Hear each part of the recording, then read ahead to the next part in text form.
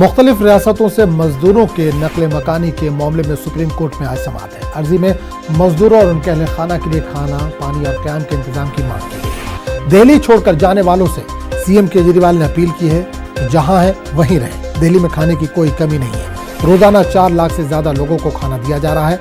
वादा है कि कोरोना वायरस की वजह से मुल्क भर में बंदिशें हैं। इसका सीधा असर रोजाना के मजदूरों और गरीब आवाम पर देखने को मिल रहा है, जिसकी वजह से हजारों की तादाद में मजदूर अपने घरों की जानिब नकल मकानी करने पर मजबूर है। इस पूरे मामले पर बात करने के लिए हम सीधा रुख करेंगे दिल्ली का, जहां हमारे नुमाइंदे सुशील पांडे जुड़ रहे हैं। सुशील, मजदूरों का पलायन लगातार जारी है और आज सुप्रीम कोर्ट में इसी को लेकर सुनवाई है। सुनवाई कब तक शुरू हो सकती है और क्या कोई कड़ा कदम उठा सकता है सुप्रीम कोर्ट? आज देखिए, इस पूरे मामले में जो सुनवाई है, उस सुनवाई को आज मुख्य न्यायाधीश एस बोबड़े और एल नागेश्वर राव करेंगे। हालांकि ये जो सुनवाई होगी वो फिलहाल 12 बजे के आसपास होगी। वीडियो कॉन्फ्रेंसिंग के द्वारा ये सुनवाई होगी। वकील आलोक श्रीवास्तव ने सुप्रीम कोर्ट में एक जनहित याचिका दाखिल की है, जिसमें उन्होंने मांग की है कि जो देश भर के मजदूर पलायन कर रहे हैं उनके लिए सैनिटाइजेशन और उनके लिए जो स्लम एरिया के मजदूर निकल रहे हैं उनके लिए किस प्रकार की व्यवस्था की गई है, ये सरकार बताए।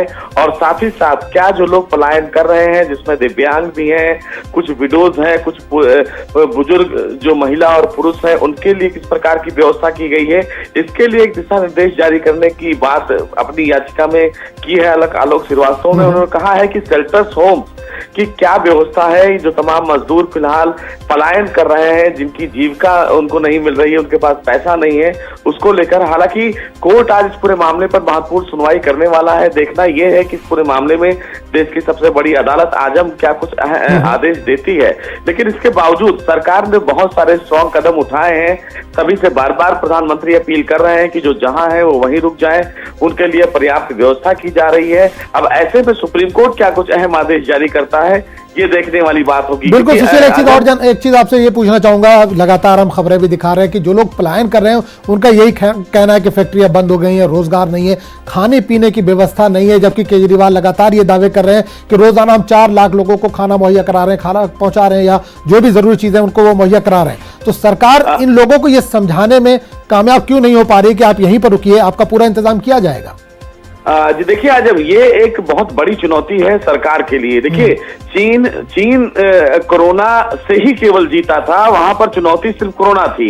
लेकिन भारत में आजम कोरोना से ही जीतना नहीं है सरकार को जीतना है अज्ञानता से, सरकार को जीतना है मिसअंडरस्टैंडिंग से। जो तमाम प्रकार की सूचनाएं सोशल मीडिया के द्वारा दी जाती हैं, तमाम लोगों को बताया जाता है, सोशल मीडिया पर यह अफवाह बढ़ाया जाता है कि लॉकडाउन 4 महीने चलेगा।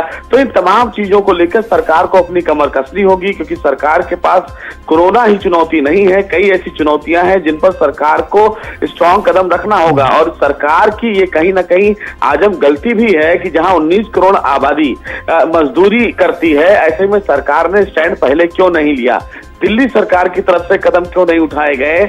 जब पलायन हो रहे थे सरकार तभी जाग जाती। अगर दिल्ली सरकार तभी जाग जाती तो स्थिति इतनी भयानक ना होती। तो ये तमाम चीजें फिलहाल सरकार के लिए चुनौती है। लेकिन अभी फिलहाल लोगों से अपील यही है, जैसा न्यूज़ 18 बार बार ये कह रहा है, सरकार बार बार ये कह रही है कि आप जहां हैं आप वहीं रुक जाए, क्योंकि आपके लिए पर्याप्त व्यवस्था की जा रही है। तो देखना है इस बीच सुप्रीम कोर्ट का क्या कुछ अहम आदेश होगा जिस पर सरकार इंप्लीमेंट करती है। चलिए, बहुत बहुत शुक्रिया सुशील इस तमाम जानकारी के लिए। तो इस वक्त बड़ी खबर आ रही है महाराष्ट्र